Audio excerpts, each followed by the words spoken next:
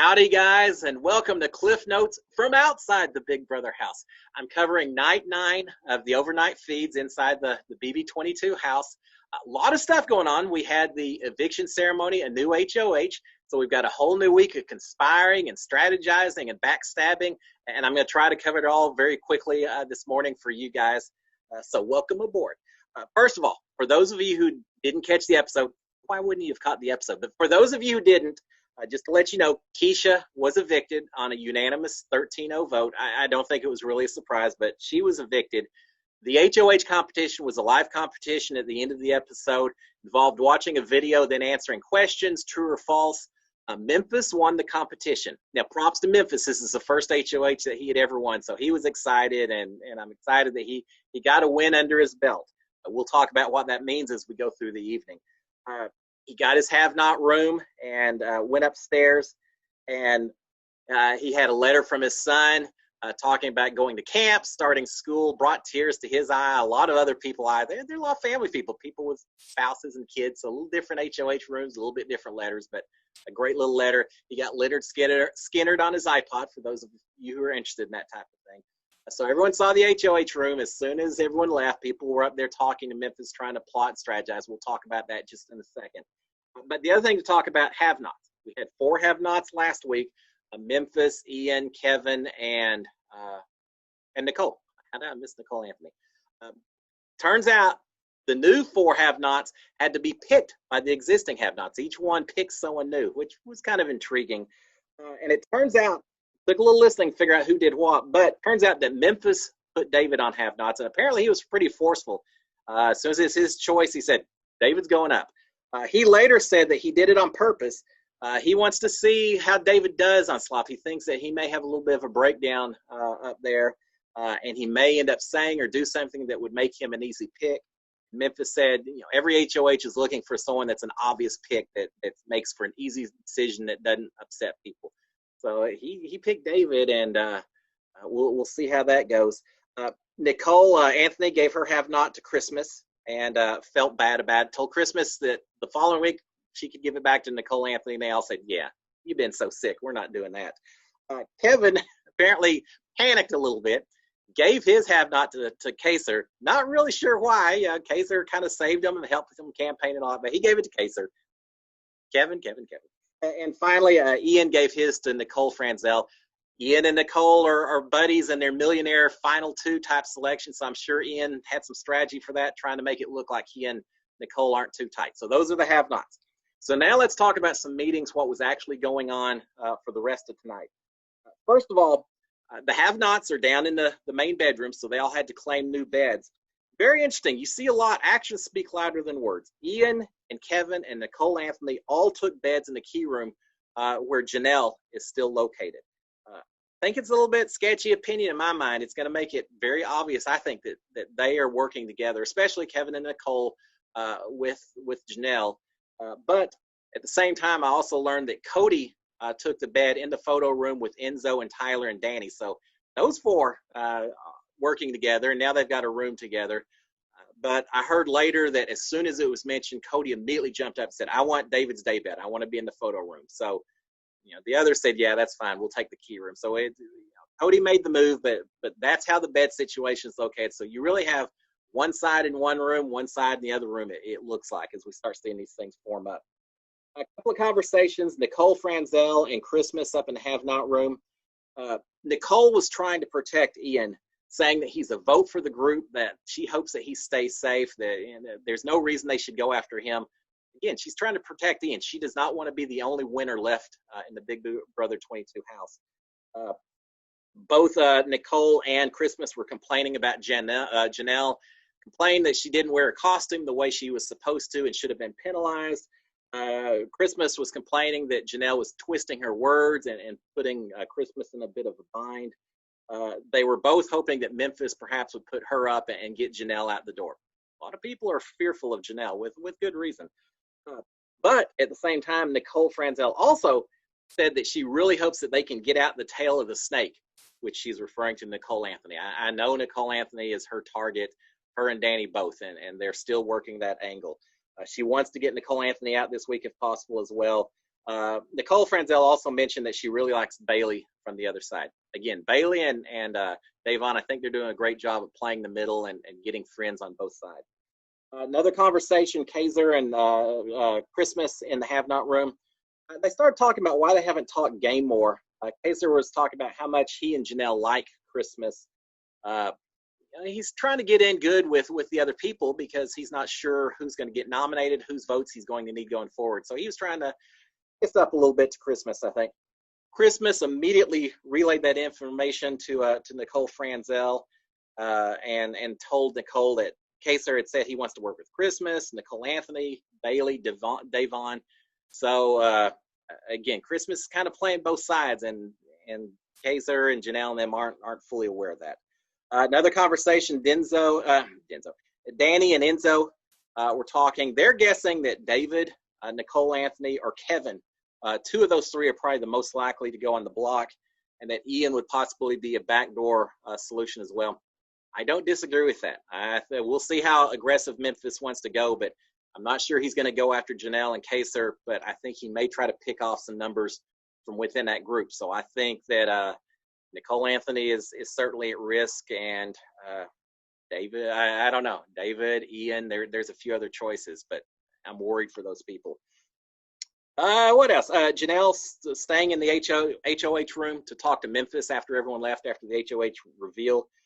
She was talking about how excited she was that he won, but Memphis may not be as tight as he thinks. He didn't really give her a lot of information about who he's picking or anything else. I saw someone posted on Twitter, Instagram, that the whole time Memphis was talking to her, his arms were crossed and his body language just wasn't very receptive. I think that's a good pickup because I think Janelle is trying hard to bring Memphis into their group. Memphis has his group of 6 with the other side, so we'll see how that works out. Nicole Anthony came in to talk to Memphis, and she got like 30 seconds where Memphis said, hey, I don't know what I'm doing yet. Do what you need to do to protect your game because I just don't know what I'm doing. Kind of scary. Danny, Nicole Franzel, Christmas in the HOH room with Memphis. Memphis mentioned that he wants a couple of them to compete in the safety competition, which will be tomorrow. He's got a couple different objectives. One, the more people from his side that are competing makes it less likely that someone from outside the group of 6 wins that safety comp. So he should be able to put up whoever he wants. The other thing is the more people that play this week means fewer people playing in a safety competition the following week when Memphis will be playing. And he wants to win that thing. So if he has he'd like to have everyone playing this week. So he just wins by default next week. So he's pushing that. They want at least a couple of people, though, to play in the safety comp tomorrow. And it sounds like it's probably going to be Christmas and Cody playing in that comp from that group.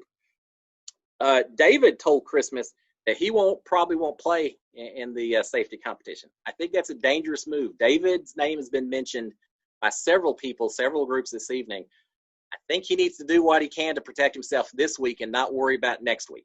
You got to protect yourself. So that's a dangerous move.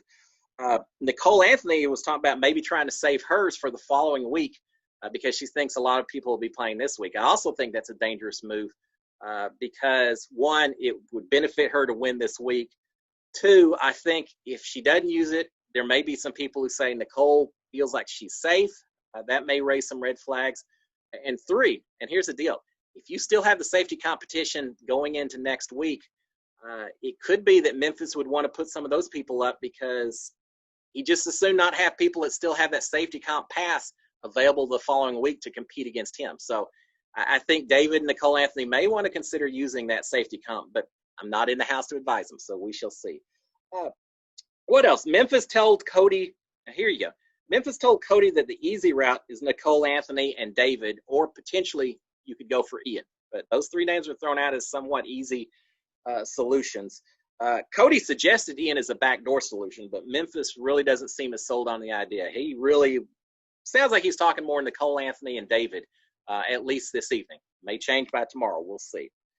Memphis wants everyone outside their 6 worried. So he's not saying anything. He wants everyone worried that they could go up, so they're all going to compete in that safety comp for the reasons I explained previously. He also mentioned that he wants to offer protection to Kaiser, that he may talk to Kaiser and say, hey, I won't put you up this week if in exchange you protect me when you win an HOH. I didn't see him actually have that conversation with Kaser this evening, but he mentioned that he potentially would do that. Mentioned that to Cody, so we'll see. What else going on? Janelle and Nicole. All right, now this is interesting. Janelle, Nicole, and Kevin spent a lot of time in the key room having a conversation. Ian was asleep, or maybe he was asleep. Ian very well could have been listening. But the key part of this conversation is they start comparing notes. Janelle and Nicole started realizing they both walked in on a group of 4, and that group of 4 is Cody, Nicole Franzel, Tyler, and Danny. They both walked in on them at various times throughout the day, and it looked very much like they were having some meetings, some strategy meetings, and working together. After they both had the same things, they are now convinced that those 4 are a group. Janelle also had 2 different people, Enzo and someone else, both come up and say, hey, if you win HOH, you really ought to think about putting Christmas up. And so she now thinks that they were trying to seed Christmas's name to protect themselves. So the light bulb has suddenly gone off in their heads, and they're convinced that they've got this big group on the other side, to the point they actually went upstairs, or had Christmas go upstairs and wake Kaser up and come down, and they spent a lot of time talking in the bathroom. Nicole, Anthony, Janelle, and Kaser, and basically saying they are working together. They are a group. They think that it's that group of 4. Again, Cody, Nicole, Franzel, Tyler, and Danny. They also think that Enzo is there, but perhaps the low man on a totem pole, and that they also are using David, which adds up to 6 people. They don't realize that Christmas is also in that group. And who am I missing? Sorry, guys. Can't think who I'm missing. It'll come to me in a second. They believe that Danny is double dealing, and she is. She's going both groups. They're all trying to get information. They're realizing that this group of 6 is actually then going and pulling information from all sources and coming back in and reporting. So now they're worried they've got their numbers. They think that oh, and Memphis is the one I missed out on. They also don't realize that Memphis is part of this group of 6, along with Christmas, are the 2 they're missing. They think that Christmas is a lone wolf, but she's actually in the group. They called it closers, sea losers. I still don't know what the official name is, but they don't realize that Christmas is doing a good job of playing this lone wolf position. She told them that she's going to play in the safety competition. When she plays in that, they're going to further assume that she's not part of this big group and such. They also don't realize that Memphis is part of the group. So the good news from that side is it has dawned on them that they've got this big group that's coming against them. The problem is they don't know that Memphis is part of it. They don't know that Christmas is part of it. And they don't have the power. How much control do they have this week? I'm not really sure. I'm a little nervous that they're going to approach perhaps Memphis, even more perhaps Christmas, and spill the beans about what they know. And either one of them are going to go right back and tell Cody and Tyler and everyone else in the group. And all the secrets may be revealed, which may lead to some of the fireworks that we've been waiting for inside the house. It definitely seems like the sides are being drawn. Now, there's still the wild cards out there. Where does David come into play with this? Where do Davon and Bailey come into play? Where does Ian and Kevin come into play? Those are kind of considered the independents. Nicole spent a lot of time saying we need to bring Kevin in as well to this little group.